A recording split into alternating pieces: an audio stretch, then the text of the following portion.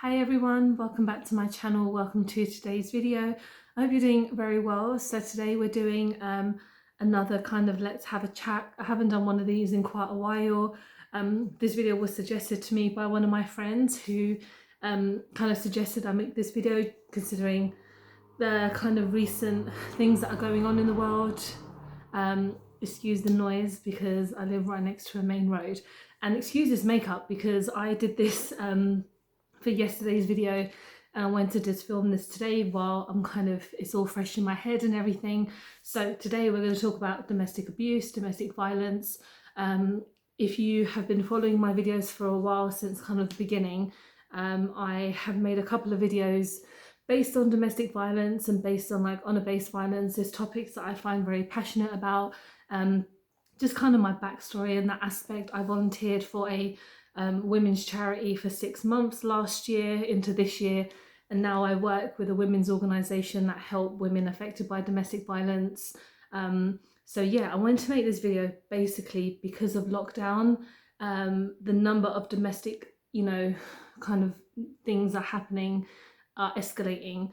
And I just kind of wanted to bring some awareness because it's a very important time that people know what is there for them. So a lot of people, think you're in lockdown, you can't go out, you're not allowed to go and do anything. That's not right. I mean, I've been trying to keep up with the news as much as possible, but there's just, when it's constantly just sad news, you don't want to, read about or kind of listen to it.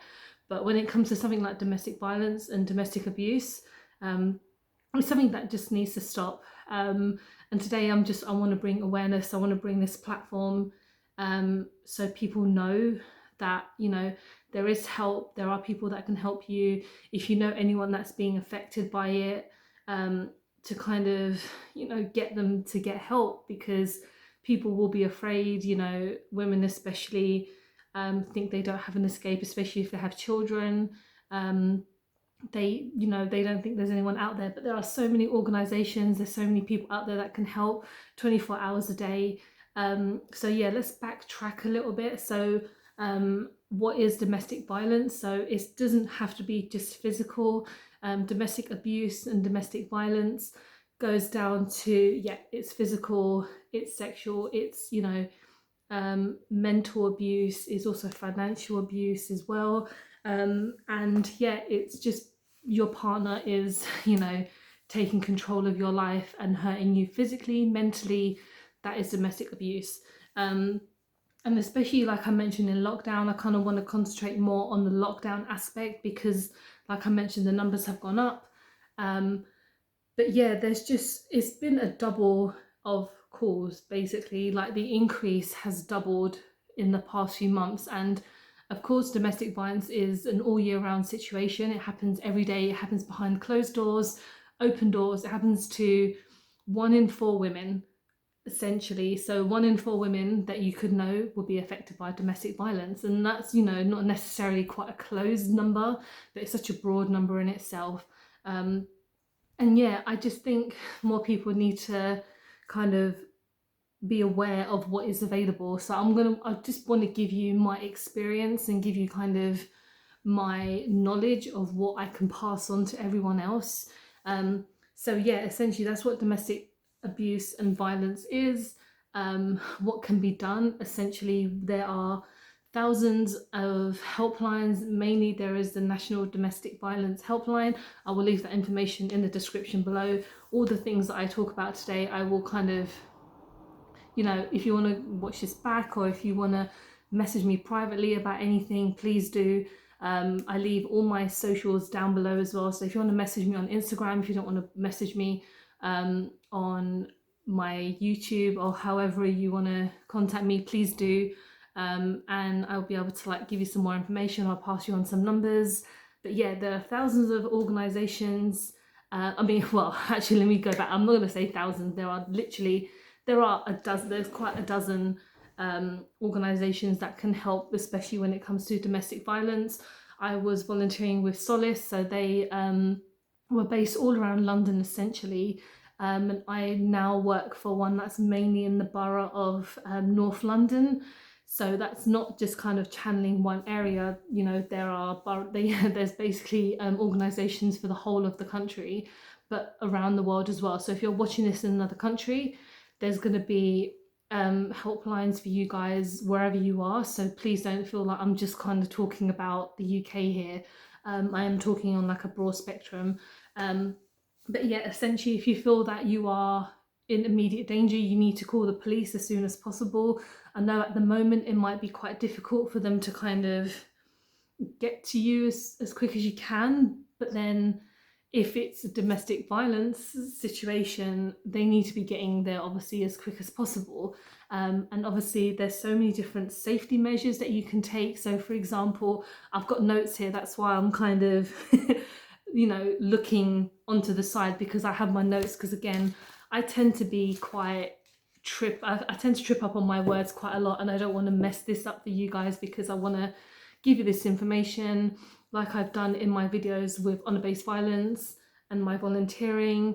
But today is, you know, a more kind of serious spectrum, because there is, you know, it's kind of doubling in numbers, and this is when it needs to be a bit more aware. So like I was mentioning, Solace, they now have I believe it's like 70 places available for women. I don't know how many that is, you know, as when I'm filming, because when it comes to a refuge, they get filled up super quickly. So let me talk a bit about refuge. So for example, if you need to escape your home and you have nowhere to go, even nowadays, if you don't have recourse to public funds, so if you're not a UK citizen, if you don't have, if you know, you're not from the UK, you've come from another country, you were married to someone and you were brought here, but they started to abuse you, you needed to escape, going into a refuge, that would be the best option. You know, the people who kind of say to me, oh, can I have an address for a refuge?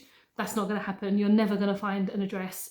You need to contact an organisation for them to refer you to a refuge, because you can't just go into a refuge and go, put me up for the night, because it's a lot more longer and kind of, you know, there's a lot more steps to it.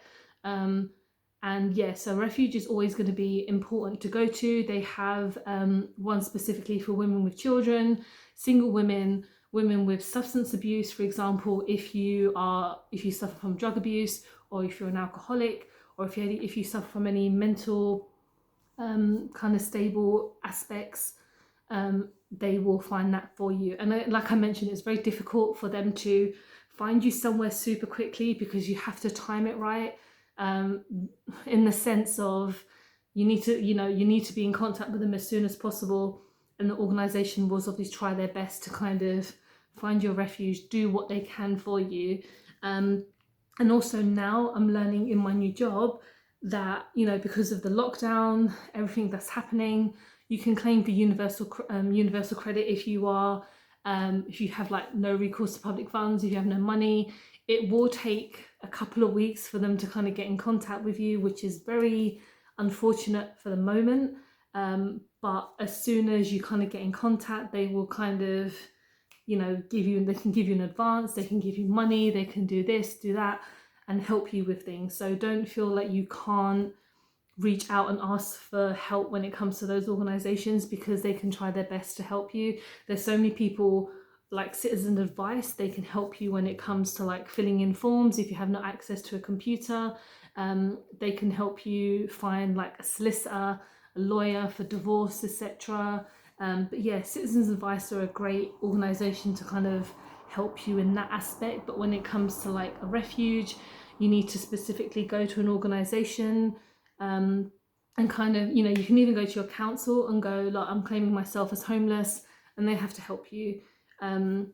So yeah, what kind of safety measures do you need to take? Because I don't want to make this video super crazy long for people if they're finding it not helpful. I apologize, but I'm trying my best here.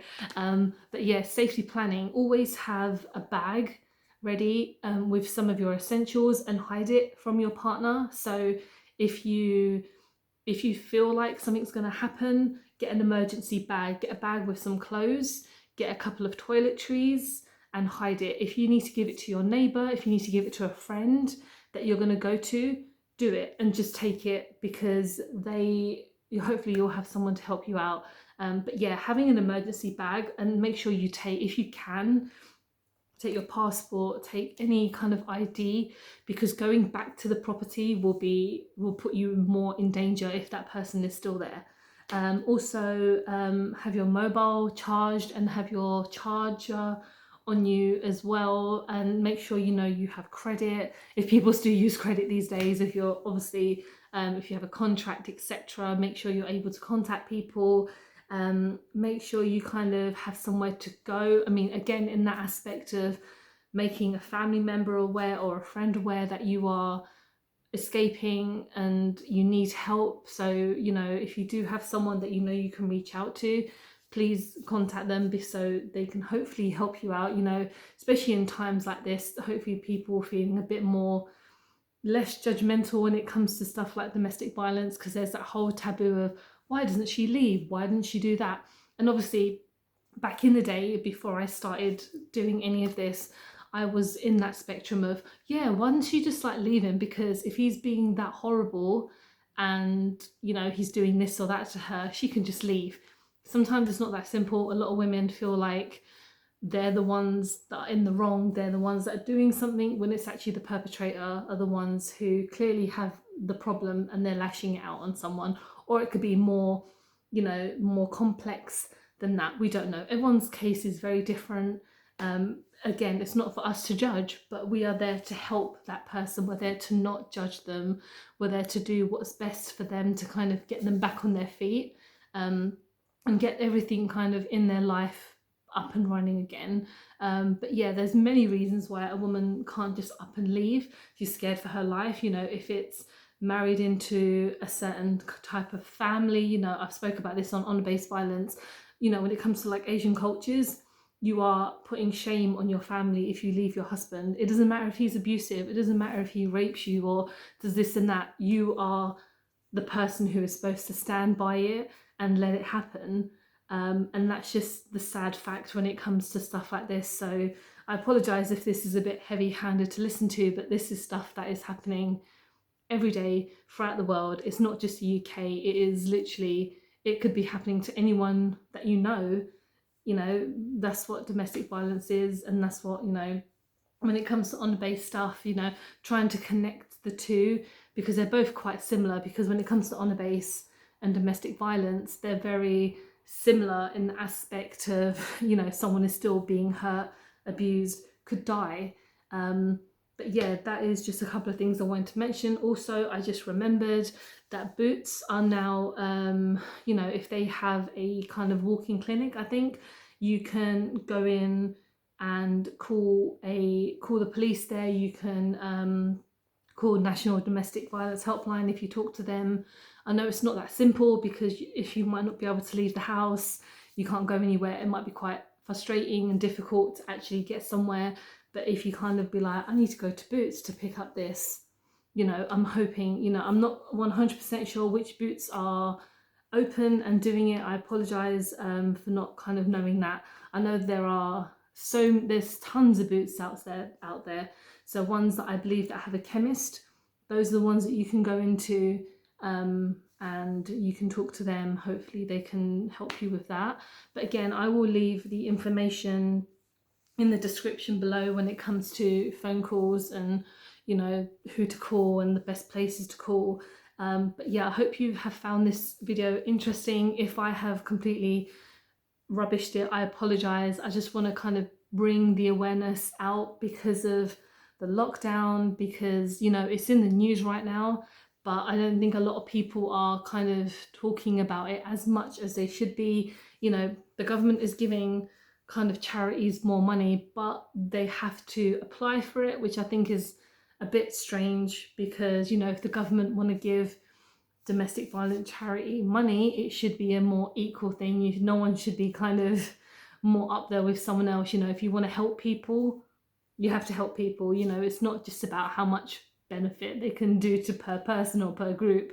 But yeah, that was just me kind of bringing out some information to you guys. Again, if you have any comments, please leave them down in the comment section. Please subscribe and like, and if you want me to do more videos on awareness of things, I will be very happy to do that. But yeah, take care and stay safe, and I'll see you very soon, guys. Bye.